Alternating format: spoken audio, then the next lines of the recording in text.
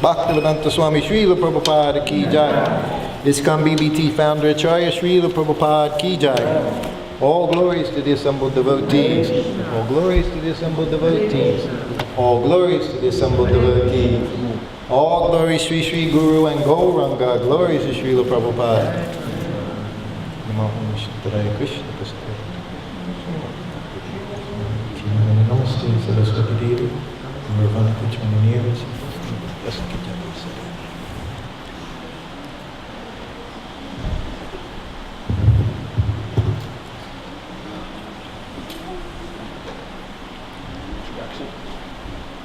Yeah, I guess yeah, you can start.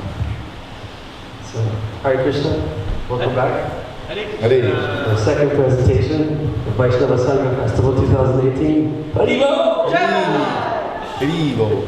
So, right now we have the wonderful fortune of having His Grace Srutakirti Prabhu share some wonderful nectar on his pastimes with Divine Grace. My pastime. with Srila Prabhupada. And Srutakirti Prabhu has been coming to this festival for I think 3 years already. I missed last year. This is the 4th year. This is your 4th festival and my 3rd time. Actually without Srutakirti Prabhu, this festival probably would be one of the main driving forces. So once again, we're really so happy to have you here, Prabhu. I'm not as happy as I am to be here. So thank you, yes.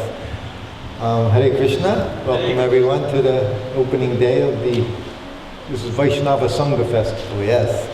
Of course, and I think a lot of people are going to be talking about Prabhupada, huh? Siddhartha's coming with his, and then even I hear, which one is it? Krishna Kripa, I think he's doing, is it him or Ekalavya? Doing Bhagavad Gita, and it's about the qualities of the pure devotee. So I think that will be also, hopefully, we'll hear some more about Prabhupada. But I can't offer you anything else except to talk about Prabhupada because I have no qualification to do that. But since I was with him, I have some qualification to try to repeat what I witnessed. So that's what I'll be doing over the next few days. Today we have a nice intimate group here. And it would be a nice time, maybe if you have anything you wanted to ask. I was also thinking, considerations of where we might go with the Srila Prabhupada Katha. I'm always very happy, like Prabhupada told me when I was searching through Krishna book to find a certain story, and he yelled at me. It was wasn't allowed, it was but he said anywhere, he said Krishna is like a sweet. Whenever you bite, sweet. So it's the same thing with Prabhupada. We tell these stories, even mundane sounding stories, they become transcendental. One of the ones I always say is, we have one which I haven't told for a very long time. We called it the 7-Up story. I mean, it can go on and on for over half an hour, and it's ecstatic. But if I said the very same thing and put myself as the person doing all these things, you would just, push me out of the place. And if you hear Prabhupada standing on a corner in Manhattan in front of an Italian mom and pop store with a nice cold 7-Up in his hand with his cane out, and he was going like that, it makes you smile because it's Prabhupada, it's the pure devotee. So when you can do that, as I saw, I had a very, I came out on the 1st, it was a red eye, I landed in Vancouver on the 2nd, gave class that evening in the morning, and then we went to Saranagati, so I gave the evening class, and then Rath Yatra on Sunday, and then took another red eye here. So if I'm a little bit tongue-tied sometimes, I just realize I'm not Srila Prabhupada, When he did that when I was 20 years old, it was difficult. It wasn't difficult for him at that time. He was 75 and he seemed to be doing all right. But we were 21, 22, 23, and we would complain about jet lag and morning walks that were too long. What to speak of now when I'm 67 and 45 years later. So, does anyone have? You can, not just today, but over the next few days. Because even telling stories about Srila Prabhupada, the point isn't that they're just very wonderful and everything he did is wonderful, but he wanted to teach us how we should be. He was showing us how a devotee walks and talks, how he encourages, whatever he does, how he chastises, how he speaks from the Vyasasana, how he speaks when he's off the Vyasasana. They're not just nice stories, they're behavior of a pure devotee. And he wanted everyone to become pure devotees. That's what he said. There's one spot where he says he wanted all his disciples, he said, to make millions of devotees. This is how Prabhupada spoke. But we're not going to do that if we're stuck in the same rut in our Krishna consciousness. We have the same problem with different individuals or whatever it is. Prabhupada, the one thing I saw, and this might sound peculiar, but if you were with Prabhupada all day, you could think he wasn't doing a whole lot sometimes. After morning class, of course, 1 o'clock in the morning was translating for 3 or 4 hours. And then he would go on the morning walk. And then he would come and give class. So by 9 o'clock, he had already done a full day's activity, what most of us would do. But then after that 9 o'clock, he might have a few, he went over the mail. The secretary would read. And it just went along, sometimes during his massage. So I was telling Prabhu, Prabhupada took massage for 2.5 hours a day. Not all at once. 1.5 in the approximate, sometimes longer, sometimes a little less. And then about an hour in the evening. So that's 2.5 hours. And 1 hour taking a morning walk. Now we're up to 3.5 hours of him taking care of himself, so he could do what he needed to do. And that's what we get to see as we get older. You have to do what you need to do to take care of this machine so it can go on as long as possible. So I'm learning that the hard way. I had a very difficult year, my last 2 years. You might remember last time you saw me, I might have looked a little heavier. I lost 25 pounds, it just happened. Anyway, that's, finally getting to understand what Prabhupada spoke about when he was on that Vyasa Sanga when we were all children. And he would say things and I'd think, it's so far away. And even then, when he would say things, I'd think, well, we're eternal. What do all these different things matter? Just go on to the next body. But now I can see how much everything matters. I can see the absence of Srila Prabhupada to ask simple little questions that never seem simple anymore. Everything seems complicated. But he went. So this is what happens. People come, people go. They're born, they die. But he gave us a society in between there. We're supposed to do what he did for us. Help one another. When Prabhupada traveled around the world 14 times, who did he speak to? His disciples. He wasn't going out, program once a month. He was training disciples. Always training, always training. But then at the same time, he was doing everything he trained us to do. Morning time, sunrise, before sunrise, he's chanting his Gayatri. He's out on the morning walk. Noontime, he's chanting his Gayatri. Afternoon, he's chanting his Gayatri. He's chanting on his beads. He's pulling down the counter beads. He's counting them. In the afternoon, he's reading his books. Yesterday, over the weekend, one devotee, he asked me in the class, he said, what other books did Prabhupada read? And I said, his books. Anyway, it went back and forth, and everyone was trying to convince me that isn't what he was saying. He was talking about it within his books, but he wanted to know, what other books did Prabhupada read? I said, I never saw him read anything other than his books. And that increased while I was with him, from 5 on the bookshelf, 10 on the bookshelf, or sometimes 25 on the bookshelf by 75. And he would be reading them. And it was always the same. When something would happen, I was telling that there, we had a tendency sometimes as entourage that would sleep. So Prabhupada always knew. He always knew what we were doing. So he would ring the bell. So the worst, the most widespread one was in Australia. In the afternoon he's ringing the bell, and Australia has very wonderful dairy products, double creams, clabbered cream, this thing, creamy this, creamy that, ghee. So we ate very sour cream. We were eating very healthy, and then sleeping even healthier, healthy sleep after lunch. So, and the place we were staying in, the room we were in was like a walled-off family room with a picture window. So Prabhupada goes to the bathroom, he comes back and he sees these like 5 people, just like bears sleeping in this out. Every one of us was out. So apparently he was ringing the bell. And when I finally heard it, I knew it was coming. This was 2 years later, so you can tell by the ring what's going to happen next. Offered obeisances and he's yelling at me while I'm on the ground.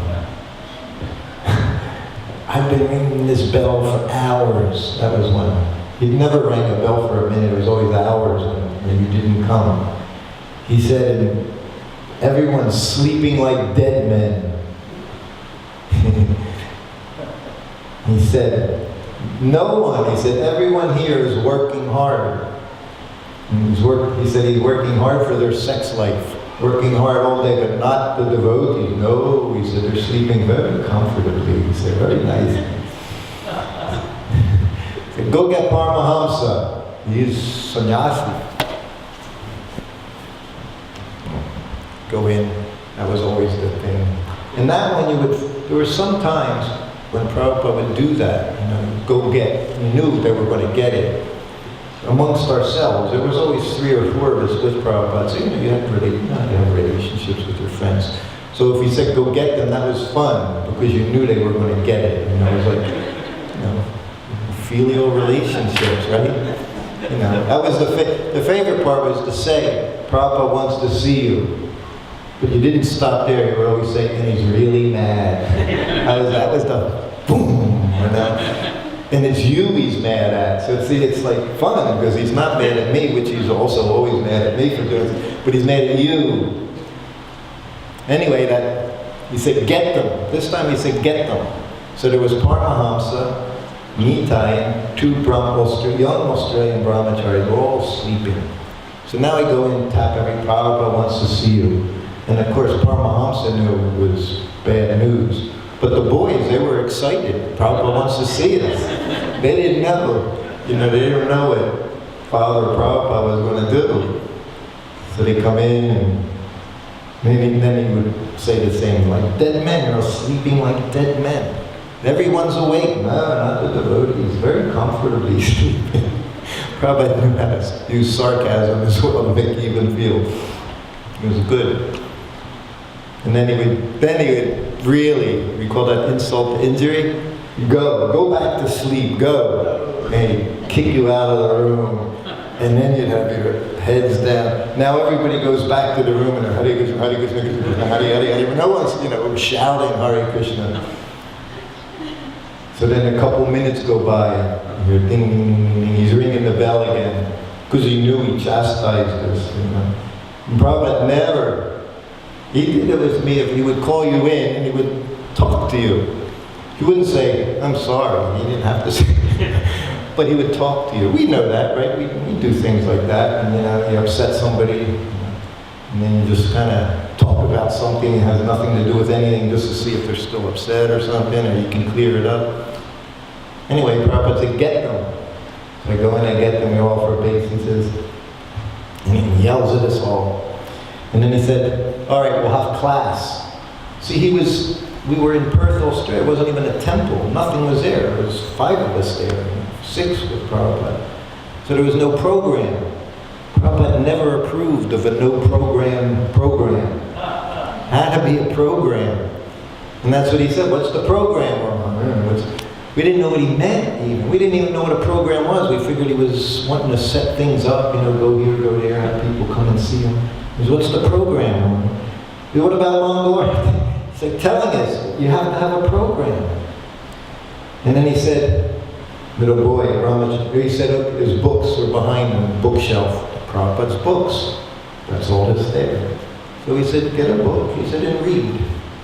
Of course, it's always the same. We never know what to do. You know, we have to learn to understand. So this is what I'm saying. You have to understand Prabhupada. And, you know, reading his books is like he said, read my books. But it's nice to know the person that wrote those books. You know, how did he write them? When did he write them? You know, what else did he do? You know, so many things. You know, how did he treat us? Not on the Vaishnava Sanga. Not telling everybody sleep less, eat less, know this, know that. It was like you walk through that Alice's door. Everything came completely the opposite. You know, he was just this forgiving personality that wanted you to serve Krishna, no matter what was going on. Never mind what I said up there. Just listen to me. That's what he would do. You know, he wasn't going to let you go for any reason. So now the boy, which book? Any book. So you got to get it. So of course he grabs the first book that's there. What happens next? Where should I read? Anywhere. This is Krishna consciousness. You just dive in. It doesn't matter where you dive. It's always the same. It's the same ocean. Ocean and nectar doesn't just dive into it. This is what Prabhupada was showing us.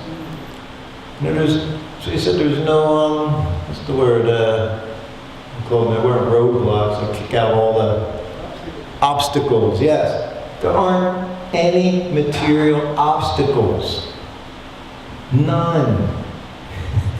But you just got to go in with some faith and enthusiasm.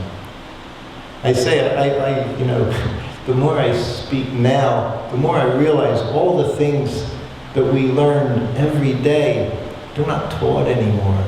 Expressions, we would say, so many things. Time, place, circumstance. That was one of our favorite expressions, you know. We learned all those things from Prabhupada. But they just kind of, you know, but that's how we got trained. It was very good training. And it all started with Prabhupada.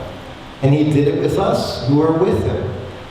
And we say he was our temple president, the temple commander, the treasurer. And he, boy, did he pay attention to those roles, you know. You couldn't sleep in. Huh? Couldn't waste money. He was on top of everything. We did. And then that's what he would say.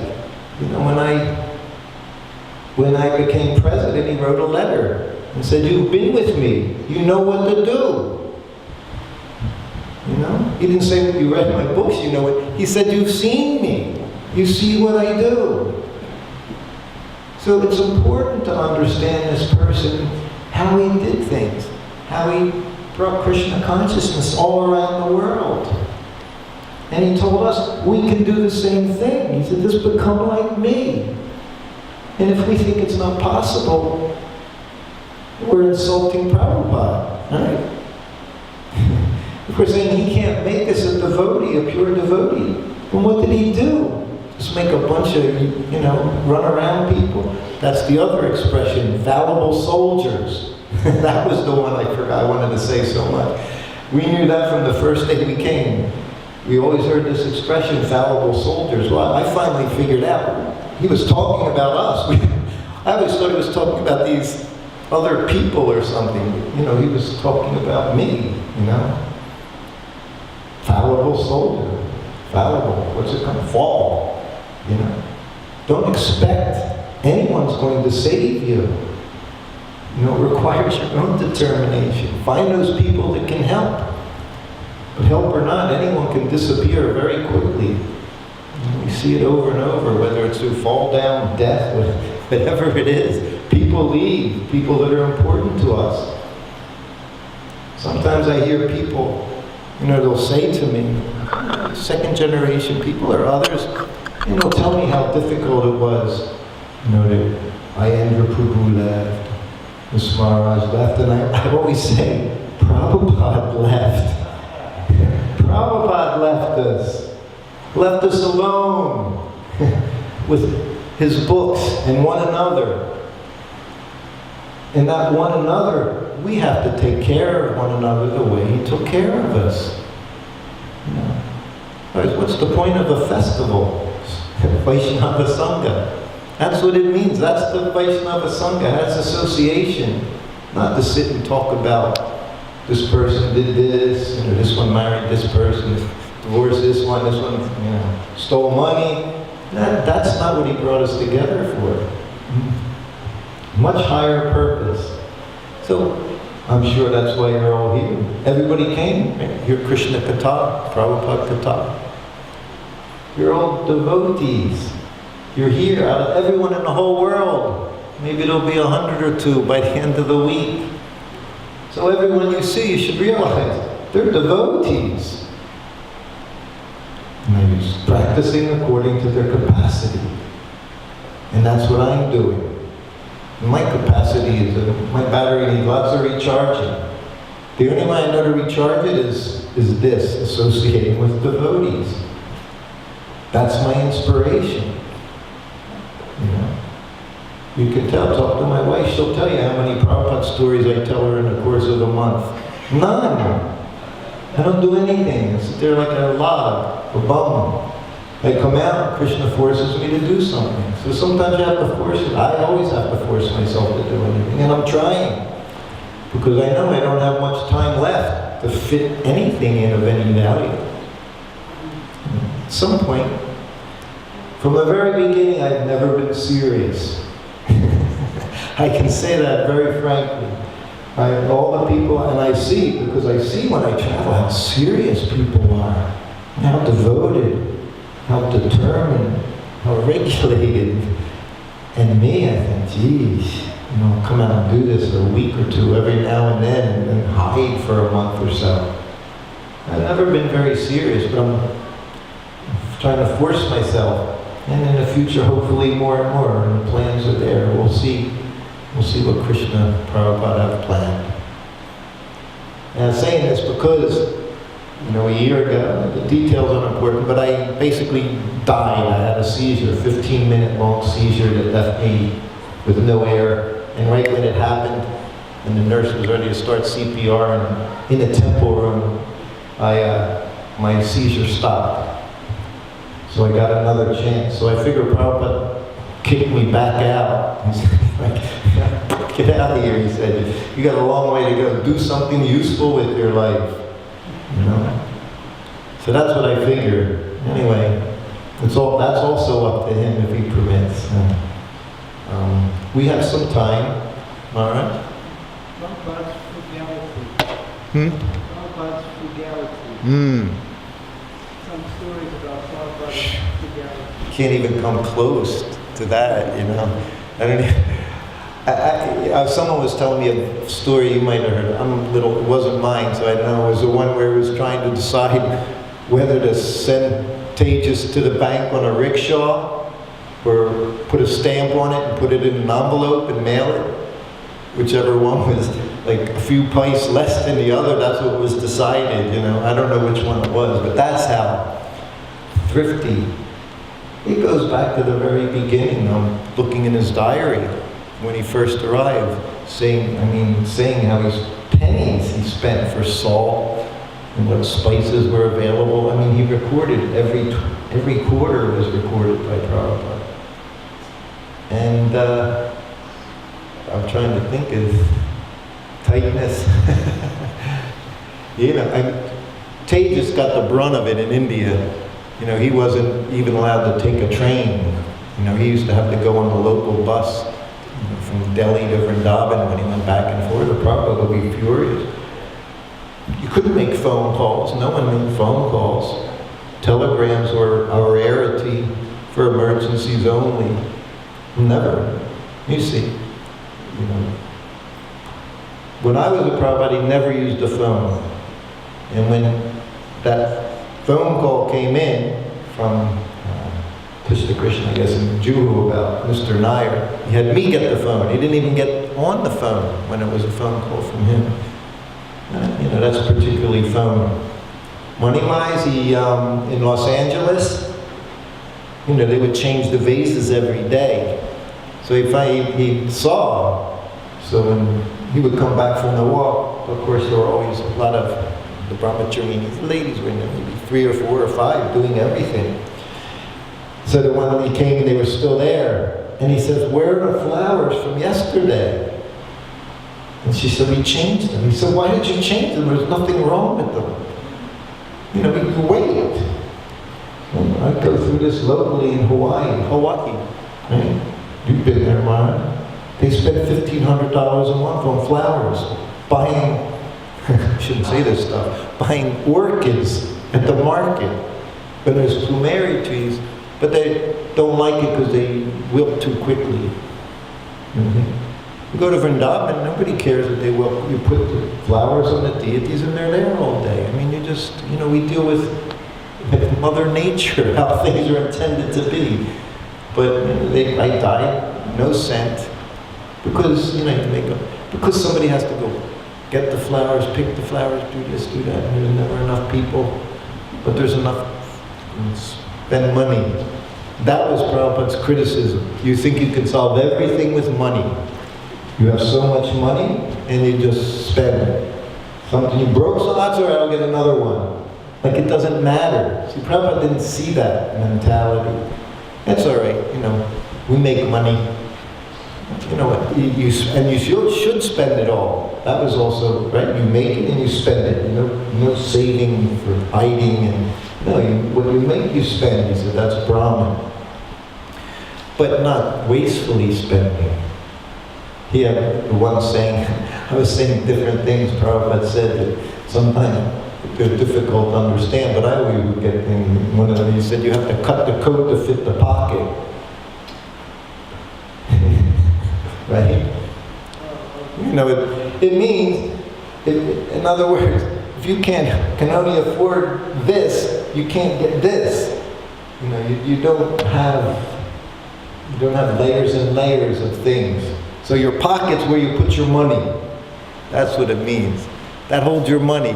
So you according to what you have, that's how you live. Right? He would say, even in your country, he said, if pants are too long, they cut them. Wasteful. You just hold them up. So everything it was like nothing. When prasadam was in the corners, half a plate, even eaten plate, full plate, whatever, you say, who's left prasadam? Crying. Crying. You can be chanting Hare Krishna for 50 years and be so impersonal and not even know it. Prabhupada gave everything a personality. He said the same thing about bead bags. Who has left their japamala crying on the doorknob? When you hear things like that, really makes you like think again, you know, of what you should do, how you should deal with things. I ever saw a bead bag. He didn't like seeing bead bags hanging with no one around. It should be with you, or it should be somewhere carefully. Sometimes they come in, Prabhupada, my beads were stolen. I'm just like, shh. I'm certainly can be charged with that one over and over. Yes? In the car, you were telling us one I never heard before about that don't cut the grass when I'm around because I can hear it crying. That was the other one, yeah. He said don't cut the grass at the temple when he's there because he hears it cry. He said cut it, we should, but he said I can't hear. So see, that's the difference. So when you're like that, then you know you've got things figured out. But he did let me kill mosquitoes when I was massaging them because they were aggressors. So that was approved.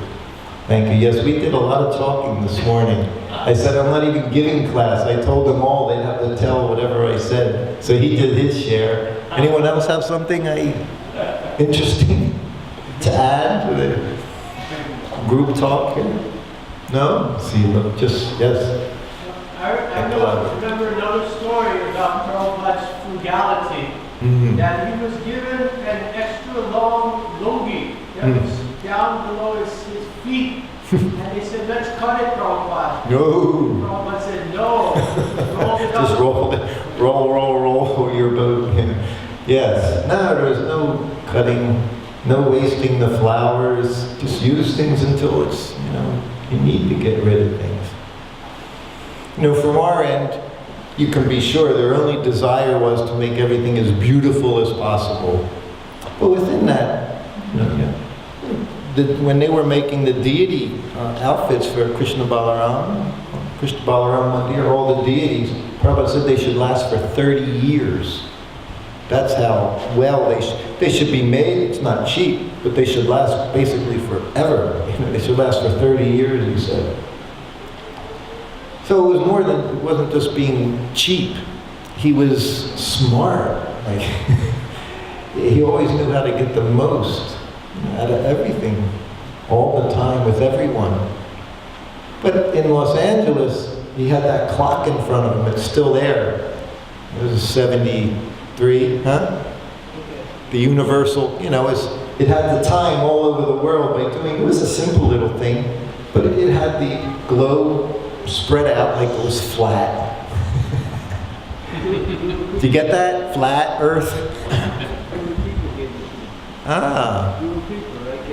Yeah, but it was expensive. It cost like $300 or something. Yeah, it was a fortune. We were buying Timexes for $9.95. This was a $300 clock. As somebody said, Prabhupada, he said, that's okay. He said, that man worked very hard to do this, to come up with that. So he wasn't cheap. He just thought you should get what you paid for. So he said, that's okay, he said. He earned it. It was interesting. He was common sense. You get what you pay for. But he didn't want to do the opposite, not get what he paid for. And that we were used to. Just go to India, that was done in driving. Anyway, Prabhupada said the term, damn cheap bubba. You know that? You know the term damn cheap bubba? When we came to India, it was 7 rupees to $1. When you would buy a whole thali in Vrindavan, I think it was a rupee. Wonderful, chapati or everything for a rupee. Anyway, money went far. So, of course, in America, we came, the Westerners, and you're going to hear me probably say Americans. I know America spreads out across the whole North, South America, Canada, all that stuff, but for simplicity, you guys are Canadians, and Americans are just over the border. Otherwise, I don't know what to say. I don't know what to call us on the other side. Trumpsters. We can all Trumpsters.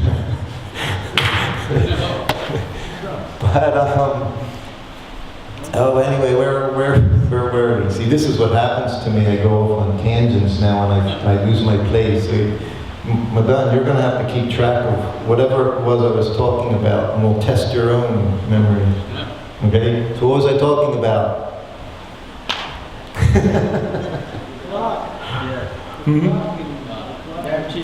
Oh yeah, the damn cheap bubba. So that was the expression for the Americans, because whatever they said, said as 100 rupees. And of course we thought we were so cool, we'd get it down to 90 rupees when it was worth 5 rupees. So it was damn cheap bubba. We always thought we were getting a great deal, and we were getting ripped off constantly. Because they would start with, I had a friend from Harvard. He goes to Vrindavan a couple years ago. He takes a taxi ride from the temple to Loy Bazaar, which you have to, my wife screams at him at 40 rupees. She speaks Hindi. She starts giving him all kinds of stuff, Try to get it down to 30. He charged him 5,000 rupees. And he got him down to 4,000, and he was happy. So these things, they go on. So we have to know, you have to know everywhere you go. It's the material world, but especially when we're so damn cheap bubba, if we see things like that. We take advantage in so many ways. Prabhupada didn't like us, aiding in that. You'll see a picture in Mayapur, right, on Bhaktisiddhanta Road, right in front of the temple. Guy got his basket of veggies. And Prabhupada's bargaining for the entire basket full of veggies, because he's got a temple full of, 30 devotees or something. So the whole, I don't know what he got it for, but he got it, I'm sure he didn't pay full price. I'm sure he got a wholesale. He figured out wholesale. So always. In Vrindavan, he saw the, whatever were coming, the farmers, I guess you could call them, the cow herders, the ones that had cows and all. they were coming to the kitchen and getting all the scraps. You know, they had arranged, of course they're feeding hundreds of, potato, whatever, all the vegetable scraps, whatever they take. And this was when Prabhupada was there. He said, why are they taking them? He said, well, he said, there are scraps for our cows. He said, what? He never got why we were, For Prabhupada, everything was ours. Like we said, what do you say? Charity begins at home. This is our society, this is our home, this is our charity, this is our family. We take care of one another. Outsiders, we take care of them by giving Krishna, trying to give them Krishna, trying to give them Prabhupada's message. But we got to look after one another. Sometimes you can see efforts are made. Very individual. What I see, unfortunately, is we take care of the ones that are very well noticed and do a lot. But I see thousands that aren't noticed by anyone, and they're in kitchens all day, they're dressing deities all day, they're out. When something happens to them, they're not to be ignored. This was Prabhupada's message. We don't ignore, we take care, we do whatever we need to. We don't want to be alone. We are alone. I put that on. Ultimately, you have to fly your own airplane. But you certainly want a lot of people to help you there at the end, to see that at least when you're leaving, the mantra, you can hear the mantra, you can get the blessings. When my wife Amekala died back in 2010, there was one devotee lady in Croatia, one of those countries over there, very psychic. Jayapataka disciple, Jayapataka Maharaj. Anyway, that night she had a vision, and Amekala came and actually called her, and she told her she was confused to what to do next. She already left. But then she said she heard the chanting, because all over the world, in the temples, they were chanting. Because now, Facebook now, we know everything instantly, whatever you use, Instagram, this thing, that thing. Anyway, and she said she heard it, and then she was able to get herself back in focus. Again, I don't tell this because there's somebody else's thing, but then Prabhupada came, and he just took her by the hand, and that was the end of that. And that, I have no doubt, that's exactly what goes on. But our business is to do that up to that final point. When you hear someone, too many devotees have, been alone in apartments here and there. Some get the Vrindavan, some it works out nice, but some not so nice.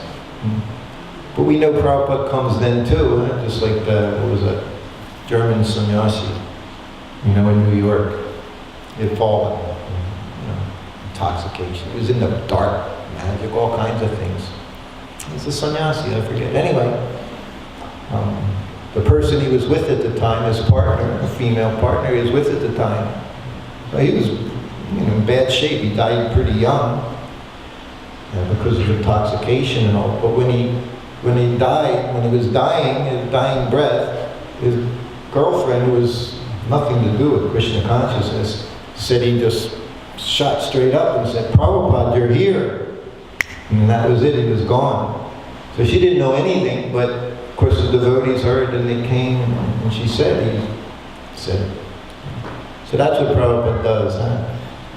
You just have to do some service for him. And the more you do, the more you'll get from him in return. It's all reciprocal. So it's wonderful. We're all here this weekend, and I hope we can inspire one another and push on. There isn't much else to do in this world anymore. It took me a long time, my whole life trying to enjoy, not being serious, but then, then death knocked on the door. I'm still not serious, but I'm giving a little more effort. We were getting there. Any questions, comments, advice? Yes, Columbia. Can you speak about Srila Prabhupada as the exemplary sannyasi?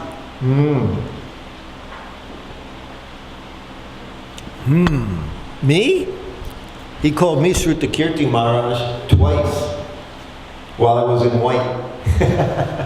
That proves he has a sense of humor, right? Because he always said it with a big smile. It was more than that. You know, he did it in New York and he did it in Mayapur. And it was like his own ecstasy being in temples of deities.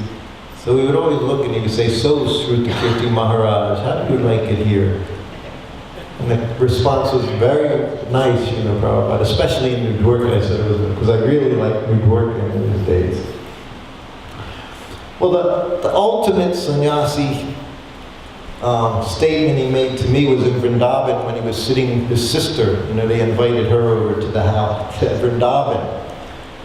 My god sisters, they flew her over, which Prabhupada he also didn't care for that very much. They were spending money to fly his sister around now. Yeah, you were asking about money, so I'm telling you how he saw things. You know, it was his sister. It was his sister, that's what it was. It was his sister. But of course, that was someone all the ladies, I mean, she was an inspiration for everyone, but particularly the ladies. It was their way of having Prabhupada so close, because she looked just like him pretty much. I mean, she was a little pushed down this way and consequently out that way. But looked like Prabhupada. She looked like Prabhupada. But, so she was in Vrindavan, and Prabhupada ringed the bell. We go in, offer obeisances. He said, "Sit down." He said, "Even she's my sister, I can't be with her alone." He said, "They'll talk."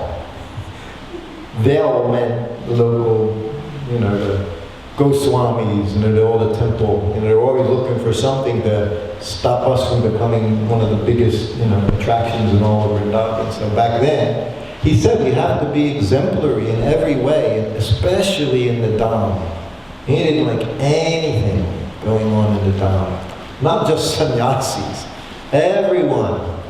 In Mayapur at the festival, one is, you know, would be on the veranda, looking out the side towards the Lotus building. And then there were gardens. Gardens were around then. But there was a boy and a girl, a man and a woman, I guess, you know, 20-ish. Everybody was 20-ish back in that time. So Prabhupada looked at me. He said, "What is this fish? You know that? Fish? Oddly enough, my wife she knew, but I never heard this fish. You know, fish. The fish. You ever see? You're like fish. You know. They know. Or to speak in Mayapur. I was telling them how in the car I was saying the same thing I was telling Prabhu. See, that was your story. I was telling Prabhu in New York that Prabhupada would chant, walk around his rooms, chanting on his beads. He'd look out the window. There was always there was that karate shop, judo. It was judo at that time. So that every day. And that's how, you know, wonderful Prabhupada was. Because if that was a dripping of a sink or a slamming of a door, you'd know. But because it wasn't something he would do anything about, he never mentioned it. But all day long it was hut. And he never said anything. Because it was beyond doing anything about, you know. And that's it, then you accept. But he's looking out the window and he sees a boy and a girl, and they're being close, maybe holding hands, hugging, kissing, who knows. And he said, when we were young, he said, we also had desires. This is natural, you know. So we're talking about 1900, 1905, 1910. Prabhupada's talking about the young boy. He said, boys and girls, they always have desires. He says, it doesn't change. He said, but culture has changed. He said, when I grew up, he said, you would think, oh, look at, she's a pretty girl. Imagine Prabhupada saying this to you. You know, you're sitting there, how do you even... But see, that's what Prabhupada, it was so much fun, because he was himself. He wasn't afraid to speak naturally. You can't imagine some of the things he would say naturally in front of his men. He was scary sometimes about the way he would, but he always wanted to make a point. So he said, same desires were there. You know, it's not that people are lustier now. We're all here. We've all done it all the time. Another reason why we need to respect one another. You know, who here came from the spiritual world to save humanity? Probably all of you. I know I did. Maybe all of you did. But let's go out there and say, no, I've been through them at all. 8,400,000 species and maybe a few times around. So no matter how good you are, does that make you better than the person next to you who's done the same thing and is, you know, maybe, how far apart are any of us in becoming Krishna conscious? We've all been struggling here. And our only thing we've done right is accept Prabhupada as a guide.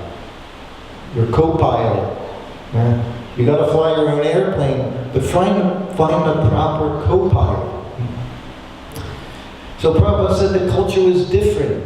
He said we would think like that. He said, but you couldn't even talk to a girl. Like that was it. You talk to a girl, I guess they probably married you off if you even said anything. It just wasn't done. He said, but now, he said, you'll go up to that girl and say, hey, you're very attractive. Let's go and have some fun.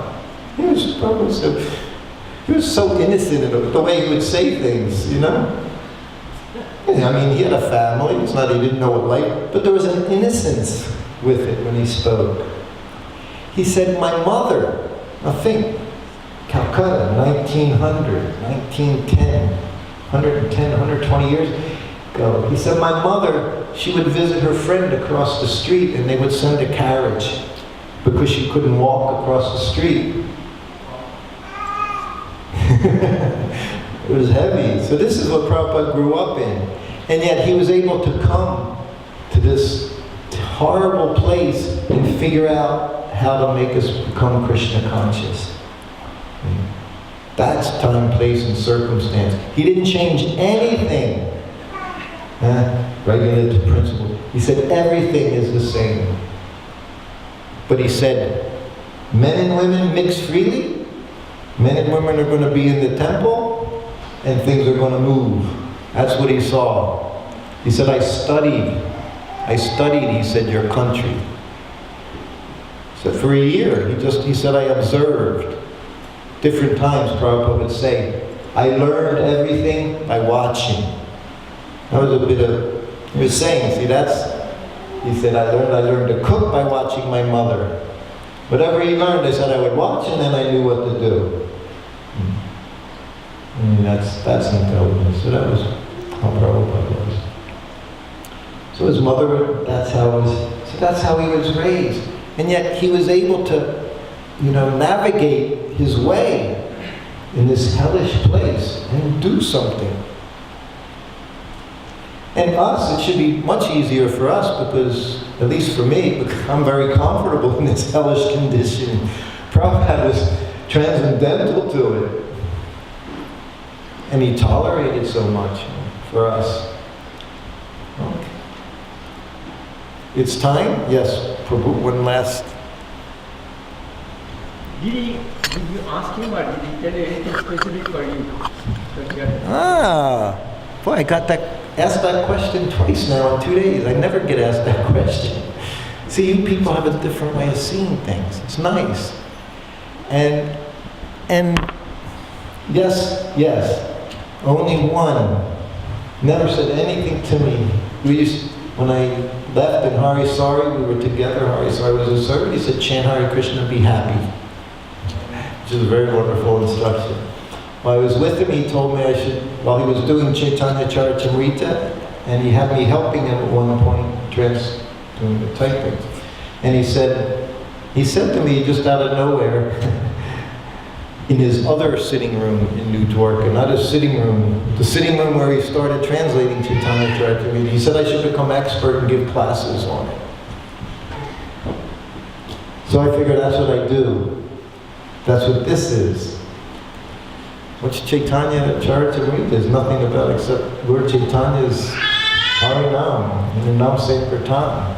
And it's all Leela. just describing Leela. And so I don't do that, but I understand. Prabhupada understood it. It's what I do. Or let me say, I feel it's really what he's given me. He's blessed me to do that, at least for the time being. At least sometimes. That's what he gave me that thing to speak. Chaitanya Leela, Prabhupada's Leela.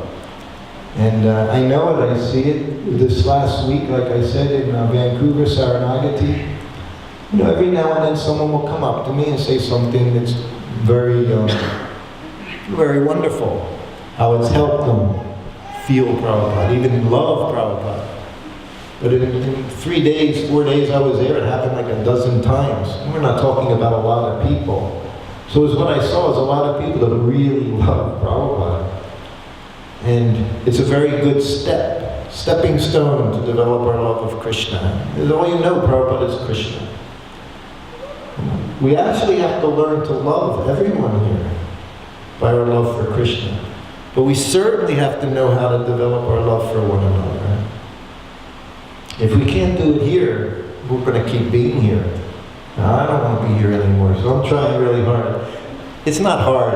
I see so many wonderful devotees, And that's what you do. You seek out the association. It helps.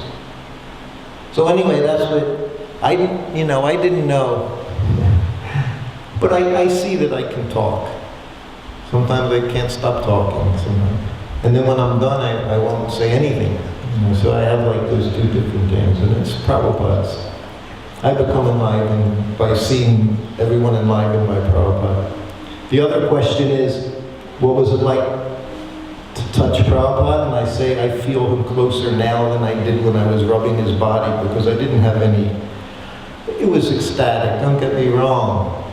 But separation is the only thing that can really raise your level of affection and desires.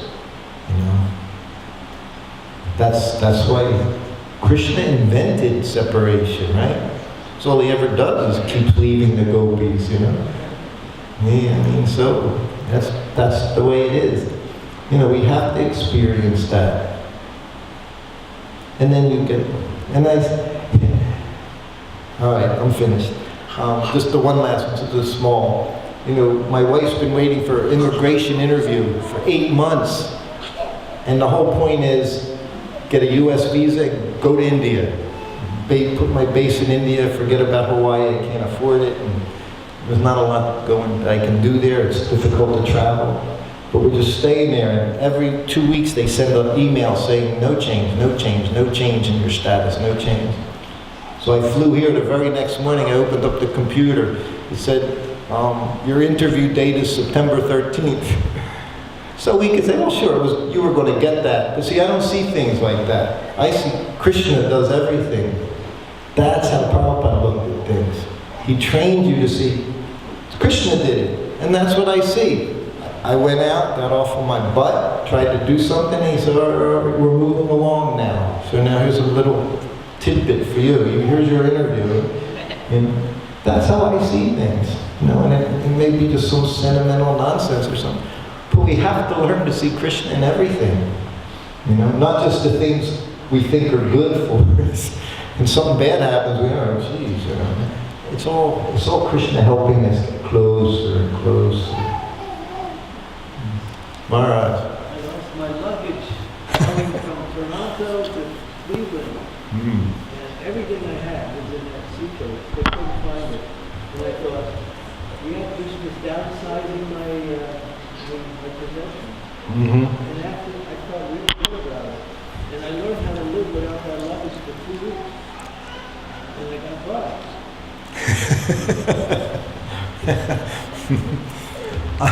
But then I found it. Yeah, that's good too. But I see too, when he takes away, he always gives something. Like even, just talking, like I say, just talk personal, talking to my wife. We've been together 7 years. I'm her first husband. I was very, very attached. And she couldn't come because of the interview. So it was going to be traumatic. Well, talking to her every day, she's like so casual and all. And I'm like, everything's fine. And she's doing all this work all over. And everything's, yeah, she says, Govardhan, she said, is just taking care of me because you went preaching. So she figured it out. You know, it's all, if we take care of Krishna, Krishna takes care of you. You know, we gotta make this, he's already made his steps. He makes plenty of steps. But he wants to see the same eagerness. You know, we should at least try to match his eagerness. That would be nice. Okay, yes? Just a question.